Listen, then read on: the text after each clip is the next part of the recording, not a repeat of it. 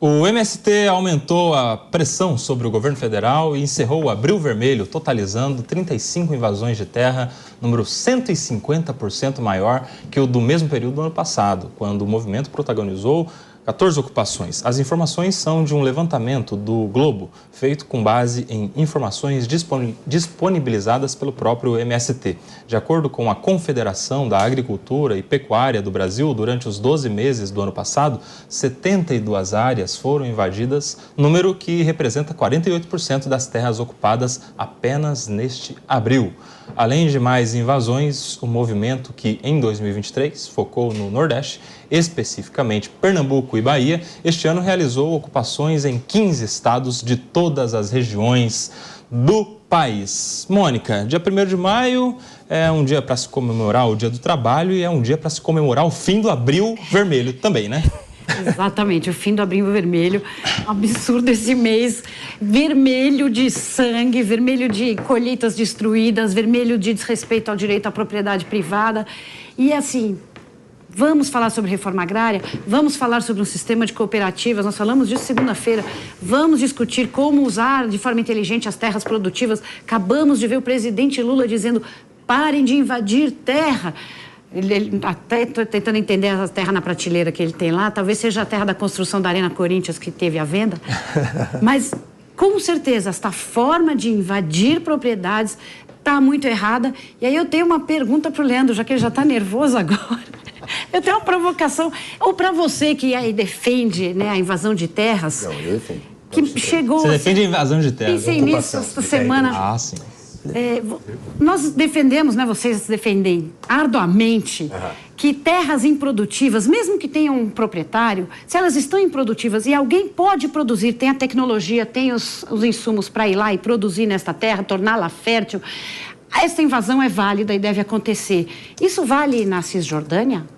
Mônica, eu quero primeiro, antes de tudo, agradecer a sua pergunta, porque ela me dá a oportunidade para contar um pouco da história do Abril Vermelho, que se dá em função do derramamento de sangue promovido em Eldorado dos Carajás, quando houve um assassinato em massa de trabalhadores rurais sem terra que estavam em um protesto que não era de ocupação e invasão de propriedade, era de fechamento de estrada, né?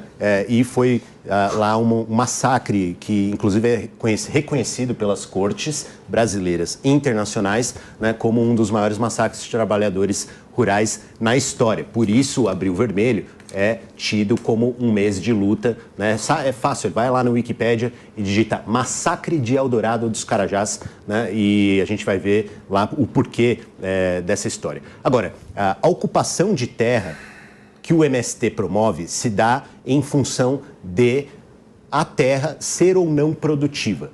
Se uma terra, mesmo que privada, não cumpre a sua função social, que é algo previsto na Constituição Brasileira, nos artigos 184 e 185, ela deve ser submetida à disponibilização para uso de interesse social, seja no campo, seja na cidade. É por isso que a gente tem instrumentos como do imposto do IPTU progressivo, né, até a definitiva desapropriação desses terrenos baldios em grandes centros. Né? Não fala em invasão, né? Oi? Invasão não está na Constituição.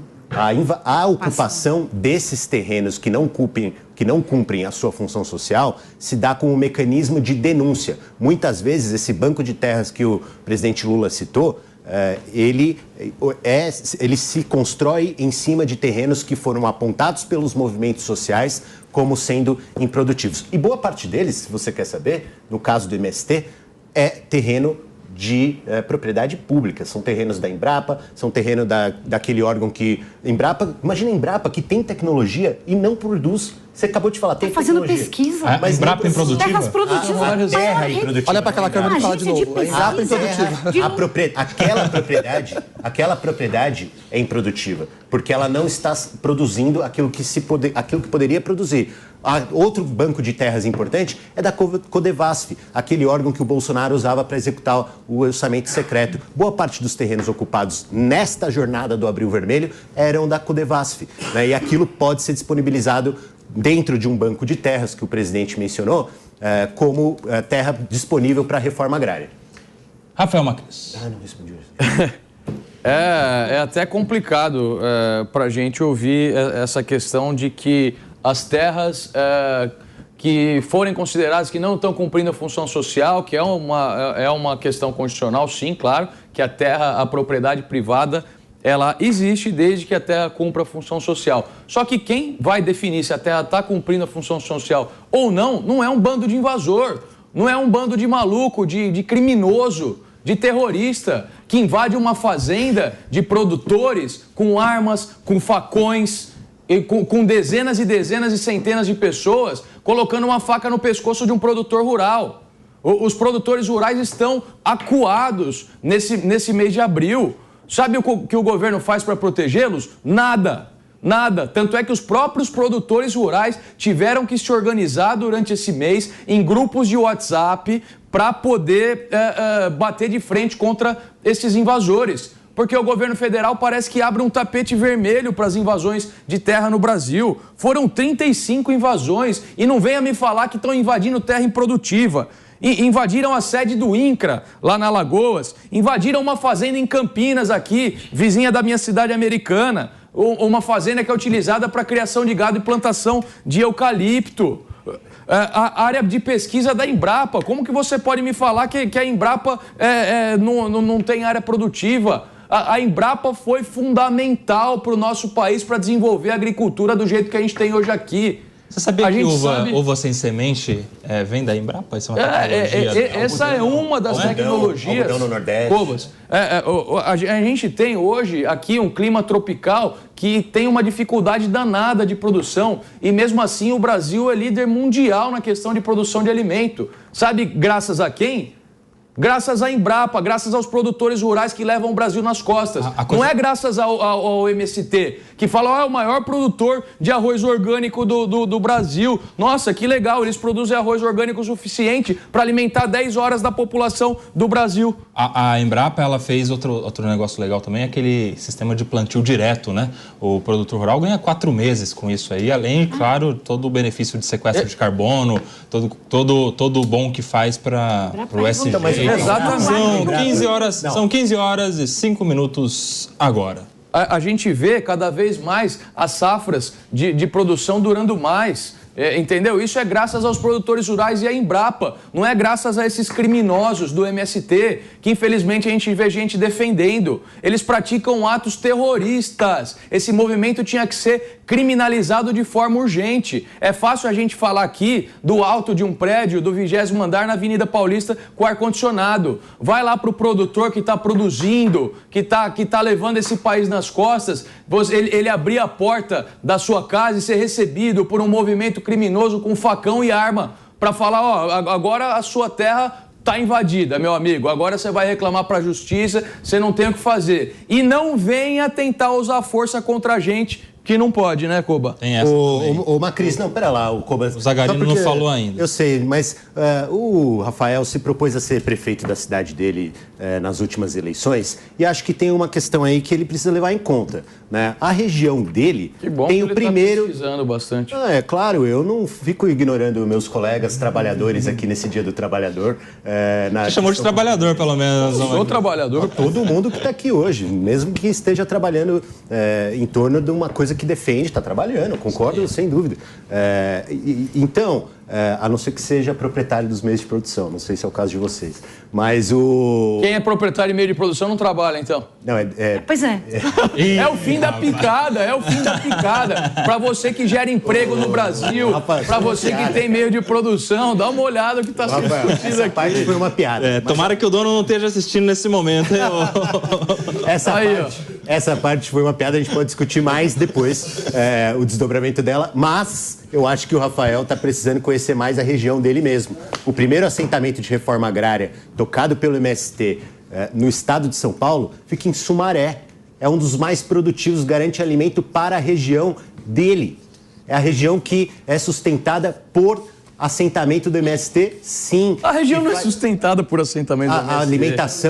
A alimentação de gêneros que podem ser comprados ali, de hortifruti, granjeiros, batatas, são produzidos ali sim na região do Sumaré. Eu posso ir lá com você, eu te apresento o pessoal, não precisa fazer... Eu conheço, não precisa me apresentar. Gente, essa discussão é muito absurda. E outra coisa... Zaga. Desculpa, só para falar, eles alimentam com arroz orgânico que eles vendem a R$20 o quilo. Pergunta pro pobre trabalhador se ele consegue comprar esse arroz. Ou se ele come o arroz do agronegócio malvadão que produz. Pergunta pro pobre qual arroz que ele compra. Põe no Google arroz Terra Livre, vocês vão ver que o arroz Terra Livre orgânico é mais barato do que o pobre não compra arroz orgânico, o pobre compra arroz do agronegócio. Quem compra arroz orgânico é socialista de iPhone do Leblon, dos bairros ricos aqui de São Paulo. São esses caras que compram. Agulha também. É só entrar lá. O Zagarino precisa falar agora. Vai lá. Leandro, diga. Se o MST, ele quer tanto produzir, cara, procure um advogado, um escritório de contabilidade, abra uma empresa, você vai ter todas as dificuldades. O MST e os teus colegas, companheiros, eles vão sentir as dificuldades que nós, brasileiros normais, sentimos. Cara, é difícil empreender no Brasil, é difícil. A gente tem que valorizar, sim, o agro. Também concordo com o Macris. Fica até desleal, né, Macris? Porque, como eu concordo com você, fica até uma coisa um pouco chata. Mas não é isso, é porque, Leandro, você está vivendo numa utopia que, quando a gente fala de MST, o que é função social para você? E quem investe em terras com interesse econômico? Porque é um investimento. A terra, ela valoriza, não é verdade? E eu compro uma terra, eu tenho uma terra, deixo ela parada, coloco cerca, coloco muro, e depois eu vou vender ela para ganhar dinheiro. Porque com esse dinheiro eu vou investir na minha empresa, esse dinheiro eu vou alimentar minha família. Que direito que dá para outra pessoa invadir aquela terra? A gente tem que, no Brasil, Leandro, acabar com esse papel de achar que é um conto de fadas, de pequenas pessoas que querem impor a tua vontade em relação a toda uma sociedade. Quantas pessoas no Brasil que são a favor do MST? Quantas pessoas acreditam que é positivo poder invadir propriedade privada? Eu acredito que é um percentual muito baixo. Porque aí depois vai cair nessas narrativas. A gente não está aqui para discutir narrativa. Mas cria o arroz, mas não cria o arroz. É óbvio que o arroz da empresa é mais barato, porque esse vai ser comercializado de forma de boutique. Agora, o MST, a ideia dele era fazer com que tivesse justiça para... habitação para aquela população que não tem. Tem programas habitacionais, o governo já faz política pública para isso. O governo faz política pública, Leandro. Poxa, se o governo faz política pública para atender essa demanda que é gigantesca do déficit habitacional no país, que é triste, que é em razão da desigualdade, a gente tem que acabar com essa história de que vamos permitir, vamos fomentar, vamos subsidiar, vamos fazer evento para o MST, porque é uma ferramenta para garantir ali a habitação. Não. A ferramenta para garantir a habitação chama-se uma coisa: geração de renda. Porque quem tem renda, como eu e como todos vocês têm aqui, eu tenho certeza que de alguma forma financiam suas casas, pagam aluguel, e aí sim tem o sonho da casa própria, nem que não seja a tua, mas tem o teu lar. Desculpa. Acreditar que o MST é a solução do país... Não... A nossa diligente produção foi pesquisar o preço do arroz Terra Livre. É isso, Melzinha? Terra Livre? Isso. E é R$ 8,70 o quilo. Então, um saco de 5 quilos, R$ 43,50. Este é o preço do arroz orgânico do Terra Livre, que é do MST. É isso? O orgânico, R$ 8,50 tá barato. R$ 8,70 o quilo. Então, pronto. É o orgânico ou é o... Orgânico, Mel, é isso? Esse é o catê. Orgânico, então, meu ótimo. amigo. Tá bem mais barato do que no Pão de Açúcar. Um saco de arroz, 43 conto. Não, um saco de 5. Saco de 5 quilos, porque o cara não compra de quilinho. Não. Todo mundo... O arroz principalmente mais pobre compra de quilo que vende, né? Normalmente orgânico é de quilo. O Macris já foi no Armazém do Campo, para poder dizer. O Macris pode comprar lá em Sumaré R$ 8,50 o arroz cateto orgânico, enquanto que é R$ 12,50. Nós estamos fazendo propaganda do arroz deles, eles não estão pagando a Jovem Pan. Não, mas pode fazer propaganda que for. Falar o arroz é quase 50 conto, ninguém vai comprar. Não adianta muito. Eu quero dar uma informação importantíssima, porque tem muita gente que não sabe que o fundador da Embrapa, Alisson Paulinelli, foi indicado ao Prêmio Nobel. Ele ia receber o Nobel pela revolução que ele fez na agricultura e no combate à fome no mundo. Esse é o nível da Embrapa e que movimentos fora da lei estão invadindo terras. Terras são improdutivas, Mônica. Mas elas estão improdutivas porque elas estão numa tem a responsabilidade de cumprir de função pesquisa. Social. Não, a Embrapa tem a função de pesquisa, ela tem um papel importantíssimo internacional de pesquisa. A terra dela não tem que estar produzindo o tempo todo, elas podem estar fazendo um teste, tem que respeitar a Embrapa. Mas não tá.